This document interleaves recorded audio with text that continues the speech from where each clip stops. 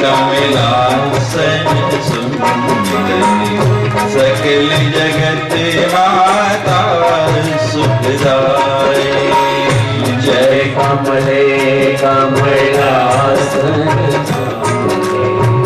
सकल जगत माता सुखदाई। जय कमले कमलासन सुंदरी सकल जगत माता सुखदाई। जय कमले कमलासन सुंदरी सकल जगत माता सुखदाई। जय कमले कमलासन सुंदरी सकल जगत माता सुखदाई। कमले कमलासन सुंदरी सकल जगत माता सुखदाई। जय कमले कमलासन सुंदरी सकल जगत माता सुखदाई। जय कमले कमलासन सुंदरी सकल जगत माता सुखदाई।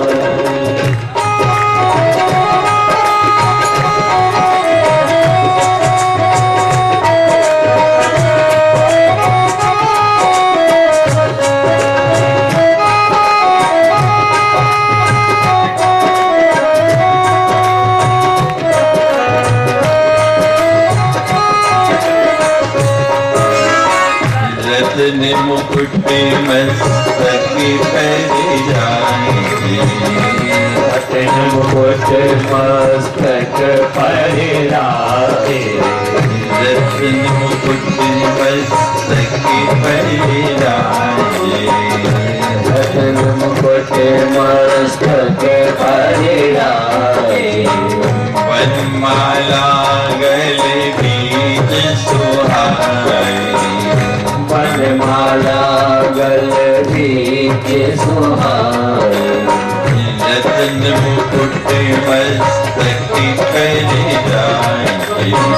गलमाला गले बीच सुहाए। वक्षस्थल वैजयंती माला। वक्षस्थल वैजयंती माला।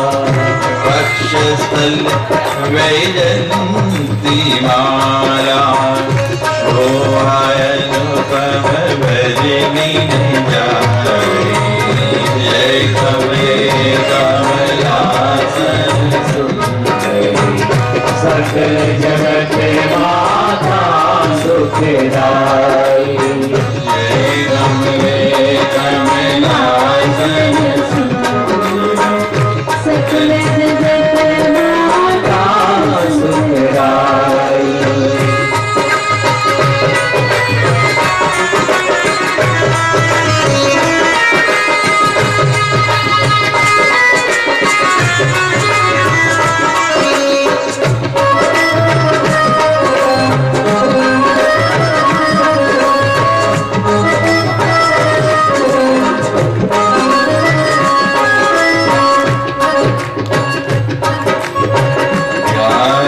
कुंडल कर में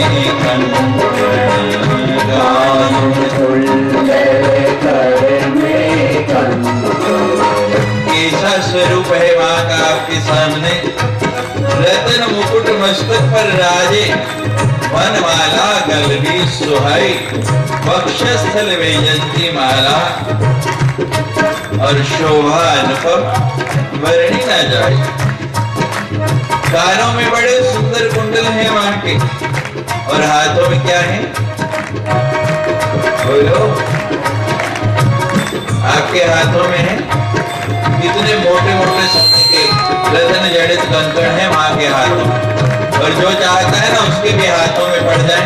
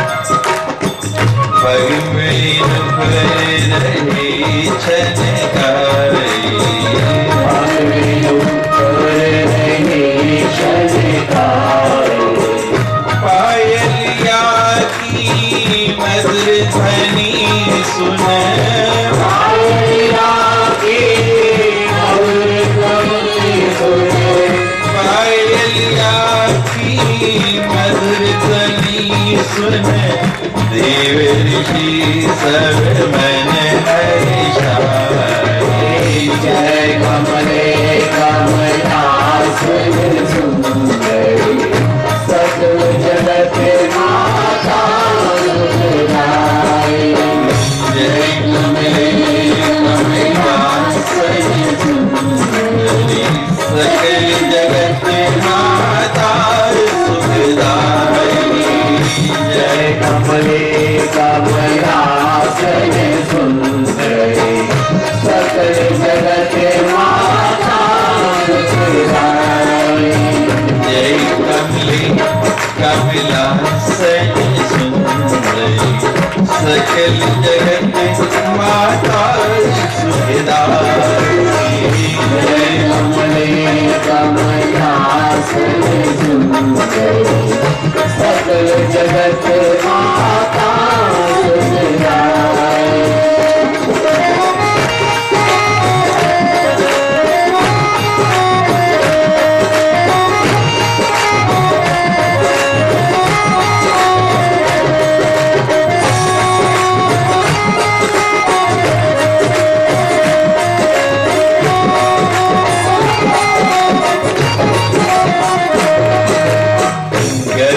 चढ़ी हरि संग विराजे, गरुड़ चढ़ी हरि संग विराजे। भगवान के साथ कहाँ विराजमान है? गरुड़ पे बैठी हुई।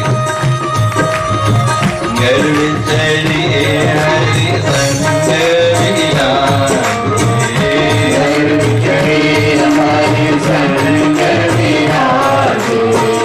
शीश नाग तन सेज बिछाए, शेष नाग तन सेज बिछाए।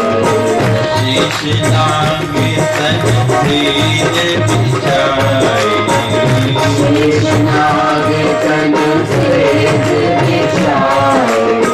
गरुड़ चढ़ी हरि संग विराजे।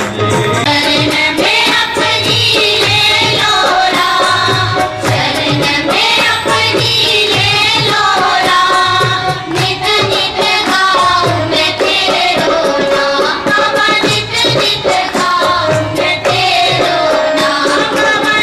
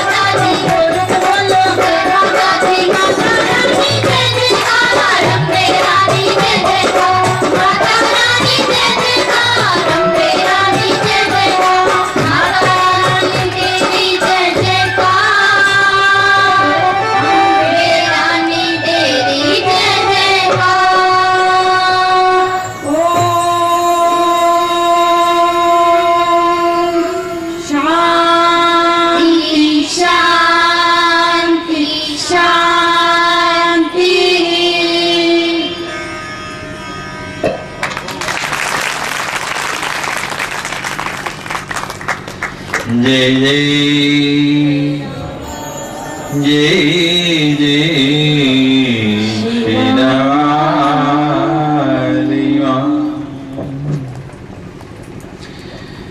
दृष्ट्वा तं विस्मितं देवं श्यानं वटपत्रके उवाच सास्मितं वाक्यम् विष्णो किं विस्मितो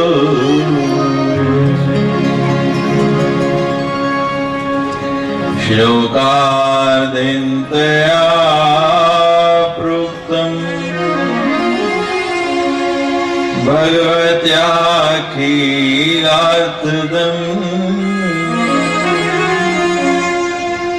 सर्वखल्विदमेवाहम्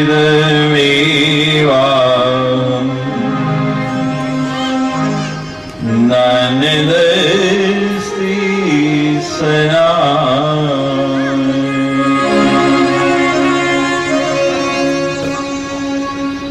वटपत्र के ऊपर भगवान विष्णु उस महारण्य जल में बड़े विस्मित होकर सोच रहे हैं। देवी ने आधा श्लोक बोल के सुनाया। भगवान विष्णु कहते हैं कि मां, मुझे तेरा रूप समझ में नहीं आता। भगवती ने अपना पावन नवारण मंत्र दिया। फिर भगवान विष्णु को कहा कि इस मंत्र का जप करो, इसकी साधना करो, तभी मेरा स्वरूप आपको समझ में आएगा।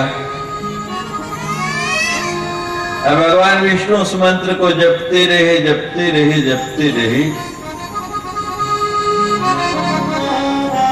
एक दिन पराम्बा मां भगवती जगदम्बा प्रसन्न हो गई। प्रसन्न हो के मां ने दर्शन दिया। भगवान विष्णु कह रहे हैं, मैं कौन हूं, मेरी रचना किस लिए की गई। भगवती जगदम्बा ने कहा कि विष्णु, तुम्हें संसार का पालन करना है। मैं और तुम अलग नहीं, हमारा स्वरूप अलग नहीं।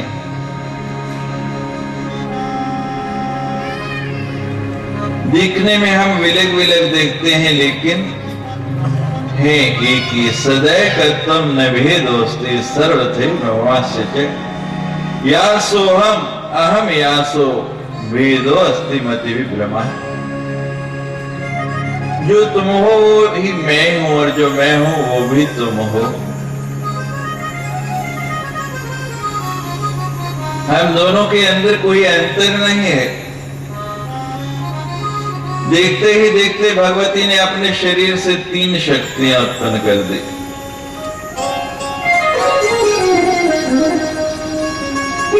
दो देवों की रचना और हो गई। ब्रह्मा, विष्णु और शंकर, तीनों देव और 3 शक्तियां, काली, लक्ष्मी और सरस्वती। भगवती ने तीनों देवताओं को अपनी एक एक शक्ति दी और कहा कि मेरा जप करो, मेरी आराधना करते रहो, फिर तुम्हें मैं अपने कार्य में संलग्न करूंगी।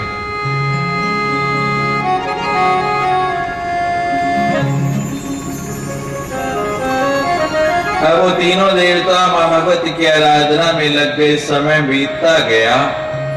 तीनों मां का पावन नवर्ण मंत्र जपते जाते हैं। ओम ऐं ह्रीं क्लीं चामुंडाय विच्चे। एक दिन तीनों देवताओं में विचार होने लगा, हमें बड़ा कौन। कुछ निर्णय नहीं हो पा रहा। इतने भी क्या देखते हैं कि परा अम्मा मां भगवती का विमान आकाश लोक से नीचे उतराया।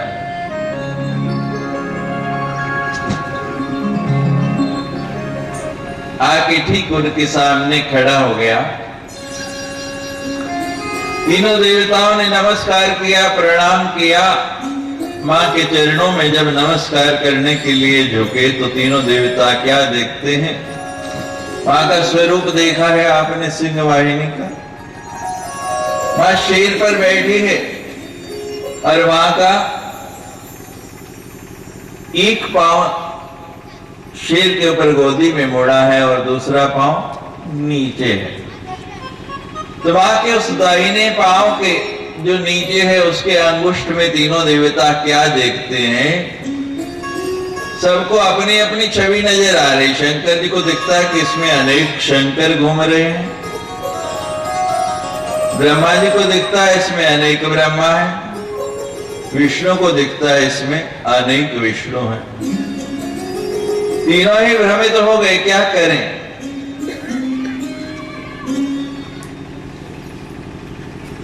नख का बड़ा महत्व है हमारे यहां।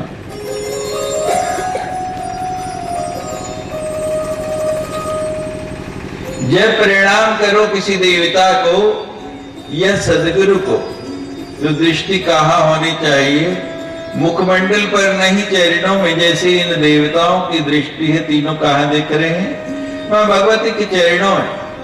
जब चरणों में दृष्टि रख के प्रणाम करेंगे तो आप कभी मोह में नहीं फंसेंगे। चरणों में समर्पण होता है और मोह में, मुख देखो तो मोह में फंस जाएंगे।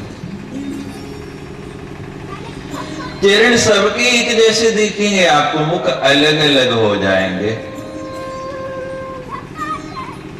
हर पेड़ की जड़ एक जैसी होती है, दिखने में लगभग, ऊपर आके आकार अलग हो जाता है। पत्ते अलग, फल और फूल अलग अलग। हर मकान की नींव एक जैसी होती है लगभग, ऊपर आके मकान विलग विलग हो जाते हैं। चरणों से प्रीति करना सीखो। और चरणों में भी जब दर्शन करना है, कहां देखना है? नख के अंदर। गुरुपद नख मणिगण ज्योति।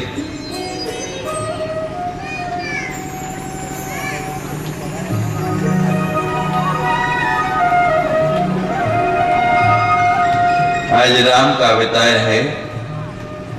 राम रावण के युद्ध का कारण क्या था? कोई मुझे बताएगा? राम और रावण के युद्ध का कारण, राम और रावण का युद्ध क्यों हुआ? कोई बता सकता है? बोलिए।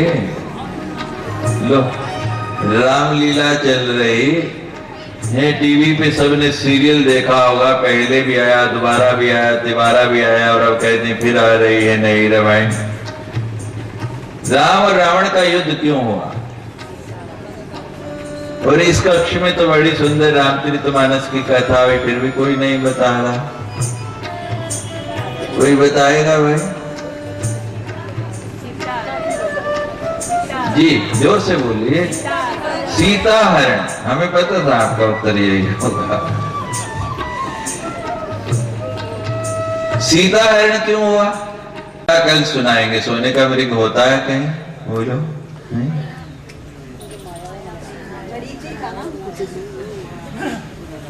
रेखा जी ने कहा कि सीता हरण हुआ शूर्पणखा के कारण, और राम रावण युद्ध का कारण बने शूर्पणखा। शूर्पणखा आई, राम की प्रणय निवेदन किया। राम ने कहा कि मैं विवाहित हूं और इस अवतार में मैंने एक पत्नी व्रत होने का नियम लिया है। शूर्पणखा ने जिद की तो उसके नाक कान काट लिए गए। युद्ध का कारण यह बना। अब नाम जरा सोचिए क्या है? शूर्पणखा, जिसके नख कैसे हैं? शूप जैसे, जैसे छाछ होता है। सूप किसको कहते हैं? क्या कहते हैं उसको जिसमें गेहूं करते हैं? यहाँ क्या कहते हैं? छज्जी कहते हैं। तो जिसके नाखून वैसे हैं वो है शूर्पणखा। नख सुंदर होने चाहिए। बड़ा सुंदर वर्णन आया है हमारे शास्त्रों के अंदर। नख नख होने चाहिए, कुनख नहीं। तो मां भगवती के नख के अंदर जब तीनों देवताओं ने देखा, क्योंकि मैं जो सुनाना चाहता था बिजली ने मना कर दिया, नहीं सुनाना, वो बंद हो गई, इसलिए उस विषय को बदल देते। तीनों भ्रमित हो गए और पूछने लगे मां भगवती से, काशी तो महादेवी थी, कि हे भगवती आप कौन है? ये हमें आपकी लीला, आपका स्वरूप कुछ समझ नहीं आ रहा, हम इसको जान नहीं पा रहे।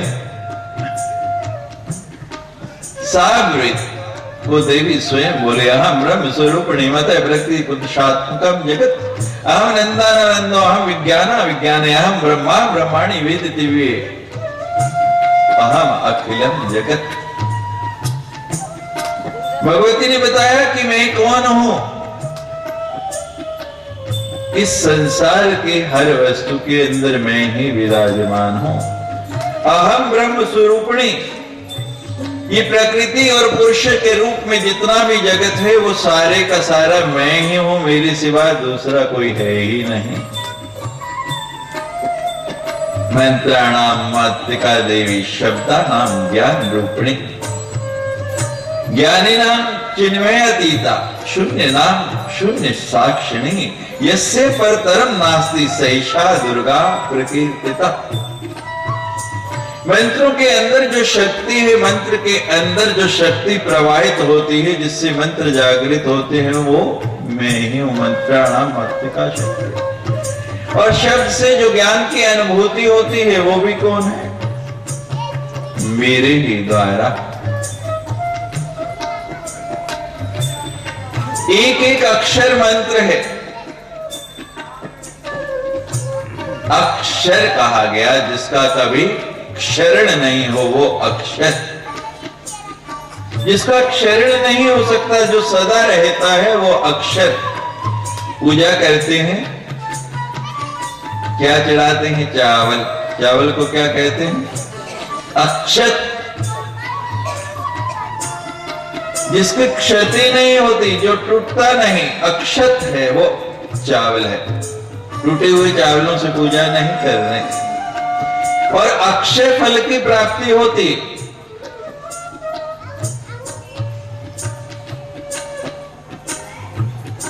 बड़ा सुंदर हमारा पौराणिक नियम बना है।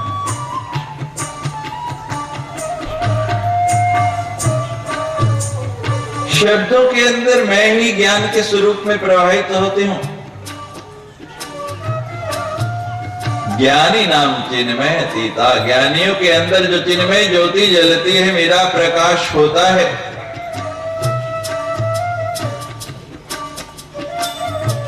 मां की आराधना करके देखो, आपका ब्रह्मरंध्र प्रकाशित हो जाएगा। बड़ा सुंदर वचन है, अस्तु मां सद्गमया। हे मां भगवती, हे पराम्बा, मुझे किधर ले चलो? असत्य से सत्य की ओर। अस्तु मां सद्गमया। और उसके बाद क्या आया? तमसो मां ज्योतिर्गमया। तम से, अंधकार से ज्योति की ओर, प्रकाश की ओर ले चलो। और अंत में मृत्युर्मामृतम, बिल्कुल बीच में रखा जो मूल बात है, तमसो मां ज्योतिर्गमय, तम से, अंधकार से प्रकाश की ओर ले चलो। अब जिसका स्वयं का दीपक जला हुआ है, जिसका स्वयं का दीपक प्रकाशित है, वही दूसरे का दीपक जला सकता है ना। और जिसका अपना ही नहीं जला, वो दूसरे का दीपक जला पाएगा? स्वयं भी अपने अंदर जिनमें प्रकाश करना चाहते हो, उस ज्योति को जलाना चाहते हो। नवरात्रि का पावन समय है, भगवती का वास है ज्योति में। उसकी आराधना कर लो, आपके अंतर की ज्योति जाग जाएगी। ईड़ा और पिंगला के बीच में वो जो बैठी है ना कुंडली मार के, समय है ये उसको जगाने का। ये शक्ति अपने आप प्रवाहित होने लगेगी ऊपर को, और जब प्रवाहित होते होते आपके यहाँ पहुंच जाएगी, आपके अंदर भी उस ज्योति जैसा प्रकाश हो जाएगा। ज्ञानी नाम चिन्मय चेता, शून्य नाम शून्य साक्षिणी। शून्य के अंदर भगवती है तो उसका कोई आकार बनता है, और अगर वो नहीं है तो कोई आकार हो ही नहीं सकता।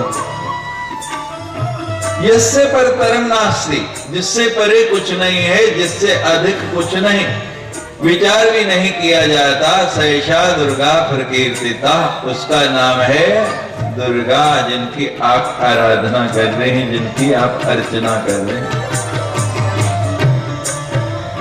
तीनों देवता कहते मां हमारी समझ में कुछ नहीं आ रहा। ऐसे भ्रमित हो गए, आपकी समझ में क्या आएगा जब उन तीनों देवताओं की समझ में कुछ नहीं आ रहा। मां ने तीनों को अपने साथ बिठाया और देवी का विमान उड़ चला ऊपर। कैलाश आ गया। कैलाश में शंकर जी देखते हैं, एक नहीं कितने ही शंकर वहां। कोई भ्रमित हो गए और ऊपर उड़ा विमान, ब्रह्मलोक आ गया। ब्रह्मा जी देखते हैं यहां तो मेरे जैसे सफेद दाढ़ी वाले कितने ही ब्रह्मा। विमान और ऊपर उड़ा, वैकुंठ पहुंच गया। वहां विष्णु ही विष्णु, एक नहीं अनेक विष्णु।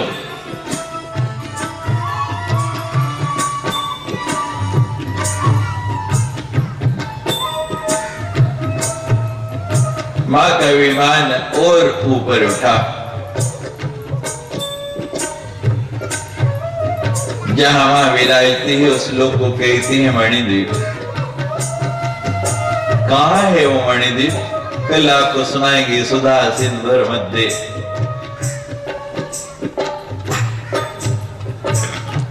वहां जाके देखते हैं वही शक्ति उसी पंचप्रीत आसन के ऊपर विराजमान है जो कल आपको बताया। तीनों देवता नतमस्तक हो गए, मां हमारे लिए क्या आज्ञा है। वो देखते हैं, पहले देखा एक एक लोक में हमारे जैसे अनेक, और अब देखते हैं कि जिस आसन पर ये शक्ति विराजमान है उसका एक एक पाया हम लोग बने हुए। मां कहती है सृष्टि की रचना करनी है।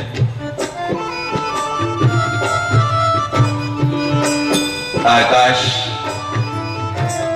वायु, अग्नि, जल और पृथ्वी कल आपको बताया, ये 5 तत्व सृष्टि करने के लिए बने थे। संसार के हर वस्तु इन्हीं 5 तत्वों से बने हैं। 5 इनके गुण, शब्द, स्पर्श, रूप, रस और गंध। 5 ज्ञान इंद्रियां, 5 कर्म इंद्रियां। कितने हो गए? 20। और 4 अंतःकरण, चतुष्टय मन, बुद्धि, चित्त और अहंकार। इन 24 से इस सृष्टि की रचना होने लगी। अंडज, पिंडज, स्वेदज, उद्भिद, 4 प्रकार की ये सृष्टि हुई और धरा पर आगे बढ़ने लग पड़े। एक एक शक्ति दी है भगवती ने। ब्रह्मा जी को सृजन का कार्य दिया। प्रतिदिन आप मंगलाचरण में सुनते हैं, सृष्टि स्थिति विनाशा नाम शक्ति भूते सनातनी गुणाश्रय गुणमयी नारायणी नमस्ते। बड़ी सुंदर ये सृष्टि आगे बढ़ रही है।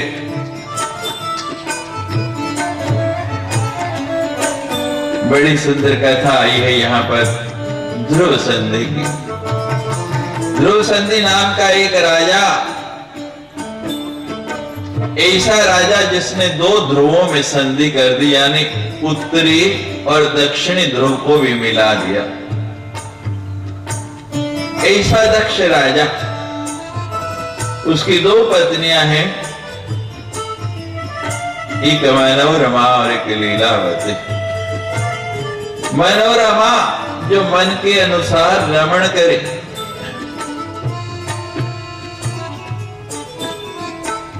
कर्दम ऋषि ने 10,000 साल तप किया और तप करने के बाद जब भगवान प्रसन्न हुए, भगवान आए तो वर क्या मांगा?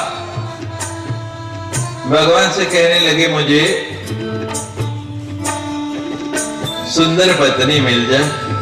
भगवान कहते पत्नी तो ऐसे भी मिल जानी थी, उसके लिए 10,000 साल तप करने की क्या आवश्यकता थी? कर्दम कहते हैं वो पत्नी नहीं, भगवान जो पत्नी मैं चाहता हूं उसके लिए तप किया। कौन सी पत्नी चाहते हैं? अगला स्तोत्र में आया है, पत्नी मनोरमाम दी मनोवृत्ति अनुसारिणी। पत्नी मनोरमा, यहाँ क्या नाम है? ध्रुव संधि की पत्नी का मनोरमा। और कर्दम क्या मांग रहे हैं? पत्नी मनोरमाम दी। कैसी पत्नी चाहिए? जो मेरी मन के अनुसार रमण करे। बता दिया मनोरम कैसी, बहुत सुंदर वो नहीं, मैं जो सुंदर कहता हूं मनोवृत्ति अनुसारिणी, मेरी मन की वृत्ति के अनुसार जो चले। गृहस्थ से सुंदर संसार में कुछ नहीं और गृहस्थ से विकट भी कुछ नहीं।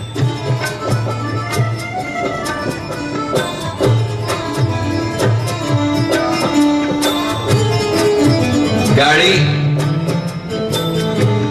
का एक पहिया थोड़ा सा टेढ़ा मेढ़ा हो, लाइनमेंट ठीक नहीं है, उसका संतुलन नहीं ठीक हो तो गाड़ी कैसे चलती है? ऐसी ये गृहस्थी है। अगर आपका तालमेल ठीक है, संतुलन ठीक है तो बड़ी सुंदर आनंदमय, और असंतुलित है तो फिर यही दुविधा पूर्वक हो जाती है। और जब ऐसी पत्नी मिल जाए फिर क्या होता है? तारणी दुर्ग संसार सागर से कुलोद्भवाम, फिर इस संसार के दुष्कर सागर से पत्नी पार ले जाती है।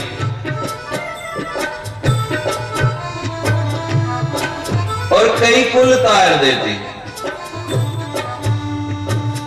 और मैं तो कहा करता हूं आज के युग में ये पत्नियां ही हैं, ये देवियां ही हैं जो सबको कथा सत्संग में खींच लाती हैं। नहीं पुरुष तो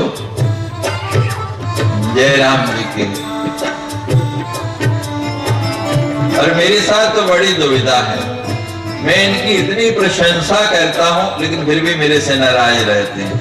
कभी कभी कोई बात ऐसी कह दूं तो फिर ये नारियां ही ज्यादा आपके सत्संग में आती हैं और आप उनकी ही।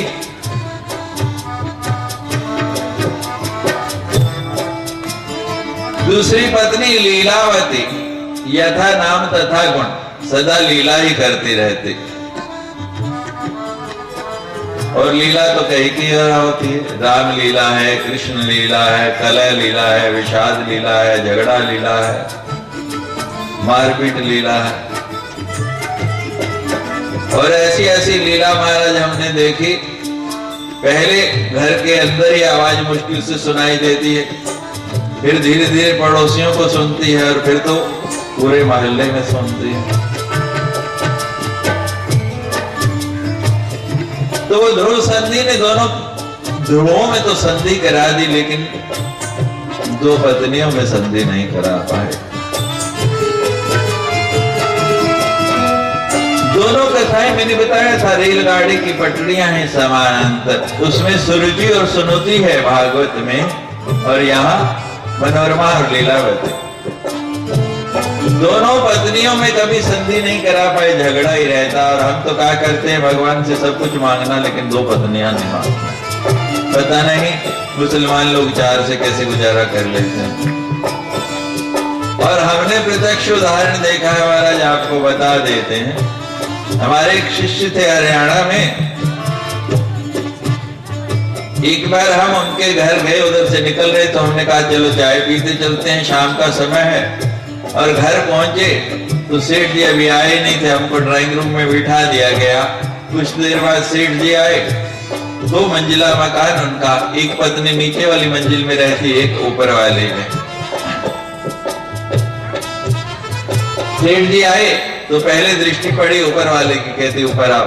सेठ जी सीढ़ियां चढ़ रहे तो दूसरी की भी नजर पड़ गई, कहते रुको, पहले मेरे पास, नीचे मैं रहते हूं। ऊपर वाली कहे ऊपर, नीचे वाली कहे नीचे। सेठ जी बेचारे बीच में फंस गए। समझ नहीं आता मैं इधर जाऊं या उधर जाऊं, बड़ी मुश्किल में हूं, किधर जाऊं, अब क्या करूं। और हम तमाशा देख रहे हैं, सेठ जी की नजर नहीं पड़ी। ऊपर वाले ने महाराज कमीज का कॉलर पकड़ लिया, नीचे वाले ने पैंट पकड़ ली। क्या दशा हुई। उसके बाद उसने बनियान पकड़ ली, उसने, और हमने आंखों पे हाथ रख लिया। मैं कहा हे भगवान, ऐसी दशा किसी की नहीं करना।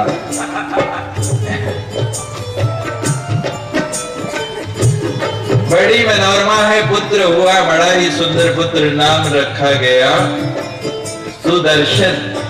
जिसको देखने से ही, जिसके दर्शन से ही आनंद आए, वो सुदर्शन। लीलावती का पुत्र हुआ,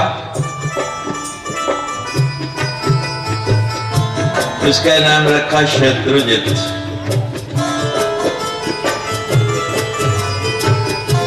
अब बड़ा सुदर्शन है, सुंदर भी है, गुणवान भी है, प्रजा उसको चाहती है। लीलावती सोचती है राजा तो मनोरमा का बेटा बनेगा,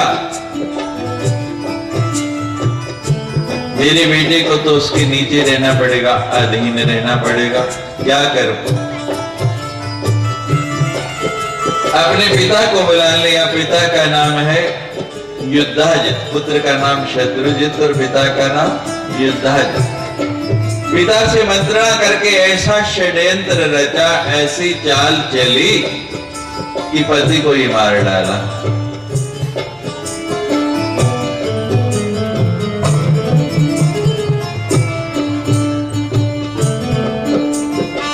मैं बार बार कहता हूं, जब अपना स्वार्थ आता है, वही कैकेयी राम के बिना जल भी ग्रहण नहीं करती थी। और इतिहास कहता है कि राम ने तो कौशल्या का स्तनपान कभी किया ही नहीं, दूध पिया ही नहीं, कैकेयी नहीं पिलाया। और परिस्थिति कैसी बदली, समय क्या करा दे कुछ पता नहीं।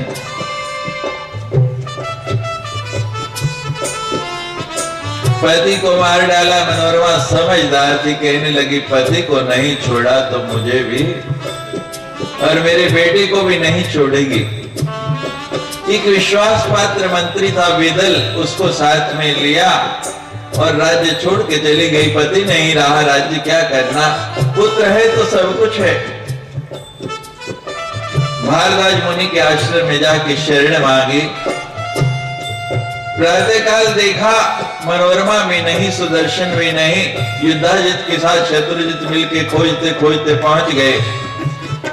भारद्वाज के आश्रम में पता लगा मनोरमा है। जाके भारद्वाज मुनि से कहा कि यहाँ मनोरमा आई है, उसको हमारे हवाले कर दो। मनोरमा ऐसे कांप रही जैसे पत्ता कांप रहा है और हाथ जोड़ रही ऋषि से कि अगर आपने मुझे बाहर निकाला तो ये मुझे भी मार डालेंगे, मेरे पुत्र को भी मार डालेंगे। मैं आपकी शरणागत हूं, शरण में आई हूं। ऋषि ने आश्वासन दिया। उस युद्धाजित और शत्रुजित से कहने लगे कि अगर मैं मनोरमा को नहीं दूं तो क्या करोगे? कहते हम बलपूर्वक ले जाएंगे। ऋषि कहते हैं वशिष्ठ जी का प्रसंग तो आपने सुना ही होगा। अब दोनों ने विचार किया कि ना सेना है ना राज्य है, ऋषि के टुकड़ों पर पल रही है, ये हमारा क्या बिगाड़ेगी, वापस चले गए। उधर आश्रम में स्थान दिया। परामहा भगवती आदिशक्ति जगदम्बा के उस पावन नवारण मंत्र का तीसरा बीज, काली बीज, काम बीज, शक्ति बीज, भारद्वाज मुनि दीक्षा दे रहे हैं सुदर्शन को उसकी। कलिंग बीज की दीक्षा दी कि सुदर्शन इस कलिंग बीज का जप करो, मां भगवती चाहेगी तो तुम्हारा खोया हुआ राज्य तुम्हें पुनः प्राप्त हो जाएगा। अब सुदर्शन उस काली बीज की आराधना कर रहे हैं, दिनों दिन बड़ा हो रहा है, जवान होता जा रहा है।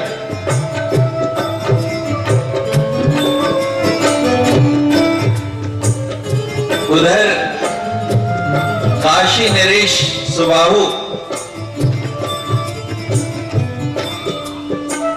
उनकी पुत्री शशिकला मां की बड़ी उपासिका है, मां का भजन करते हैं। युवा हो गई, जवान हो गई, तो एक दिन विचार किया, मां मुझे कैसा पति मिलेगा, मेरा वर कैसा होगा, किसके साथ मेरा विवाह होगा। विचार करते करते सो गई। इधर मनोरमा सोचती है, लोभ के कारण क्या हो गया, मेरा राज्य गया, पति गया, और मैं कहां किस परिस्थिति में रह रही हूं। यहां लिखा है, लोभातीव च पापिष्ठेन कौन वशीकृतः किम न कुर्यात् तद्विष्टः पापम पार्थिव सत्तमः पितरम मातरम भ्रातृन गुरुं स्वजन बांधवान् हन्ति लोभ समाविष्टो जनो नात्र विचारणा। कि जब लोभ आ जाता है उसमें कोई विचार नहीं करता, मेरा पिता है, माता है, भाई है, बंधु है, और लोभ में फंसकर क्या क्या नहीं कर बैठता।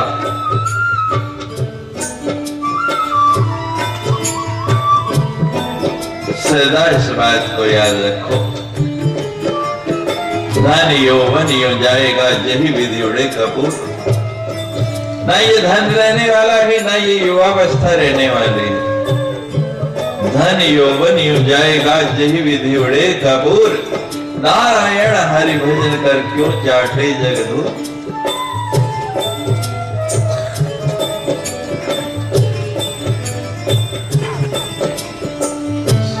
सोए सोए स्वप्न आता है रात को, मां भगवती कहती है तू मेरी आराधिका है, मेरी उपासिका है, मेरा भजन कर रही है, तेरे लिए वर मैंने निश्चित कर दिया, मेरा ही भक्त है सुदर्शन, वो भी मेरी आराधना कर रहा है, और वही तेरा पति होगा, उससे तेरा विवाह होगा। उधर उस दिन सुदर्शन को भी स्वप्न आता है कि सुदर्शन काशी नरेश की कन्या है शशिकला, वो मेरी परम भक्तनी है और वही तेरी पत्नी बनेगी। प्रातः काल उठी शशिकला, एक सखी को बुलाया, उसे सारा स्वप्न बताया और एक विश्वास पात्र सैनिक के हाथ लिख के पत्र भेज दिया सुदर्शन के पास, जिसे रुक्मिणी ने भेजा था भगवान के पास।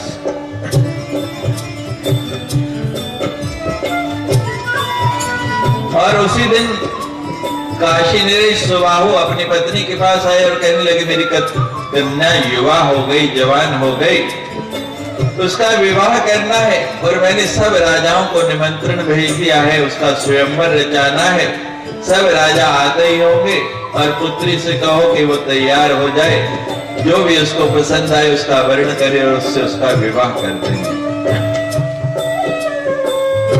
पत्र लेकर वो सेवक पहुंचा सुदर्शन के पास, सुदर्शन को पत्र दिया तो सुदर्शन ने मां को जाके बताया, मां ये पत्र भी आया है और रात मैंने स्वप्न में भी मां ने कहा है कि मैंने तुम्हारे लिए पत्नी निश्चित कर दी, मैं जाऊं। मां कहती है स्वप्न भी कभी सत्य हुए, सो जा बेटा। और हम कोई अब राजा महाराजा थोड़ी हैं, हम तो ऋषि के टुकड़ों पर पल रहे हैं और स्वयंवर में तो राजा महाराजा जाते हैं।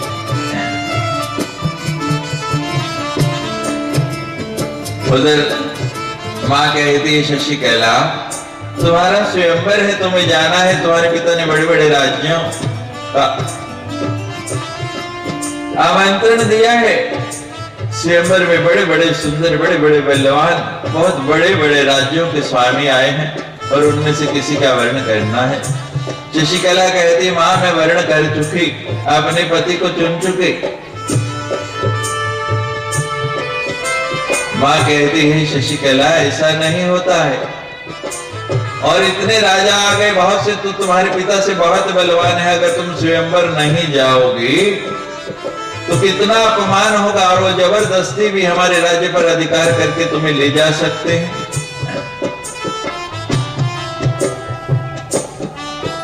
कहती नहीं माँ, मैंने जिसका वर्ण कर लिया था कर लिया।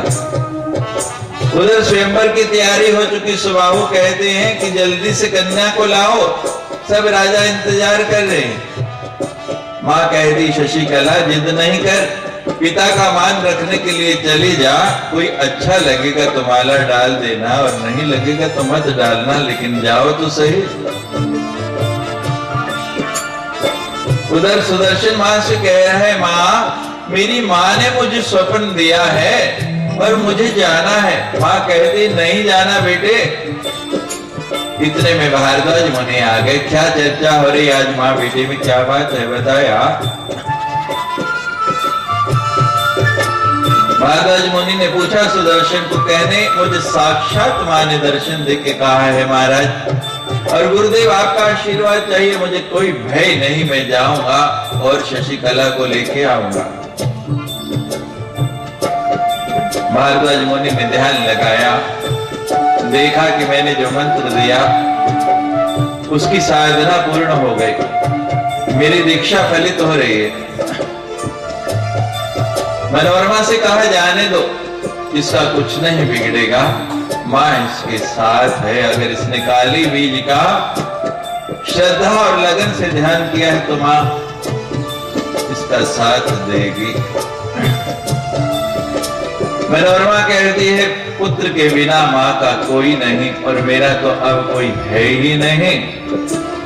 मैं भी इसके साथ जाऊंगी, अगर इसको कुछ हो गया तो मैं भी वहीं प्राण दे दूंगी।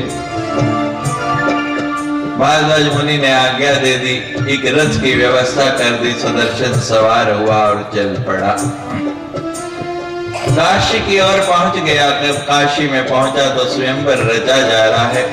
शशिकला माला लेके घूम रही है सब राजाओं के पास, मुंह उठा किसी को देखती नहीं। अंतिम चक्कर लगा के जब बाहर जाने लगी तो मां ने प्रेरणा दी, शशिकला मैंने जो तुम्हारा पति निश्चित किया था वो आ गया। मुख उठा के देखा, सामने सुदर्शन खड़ा, माला उठाई और उसके गले में डाल दी।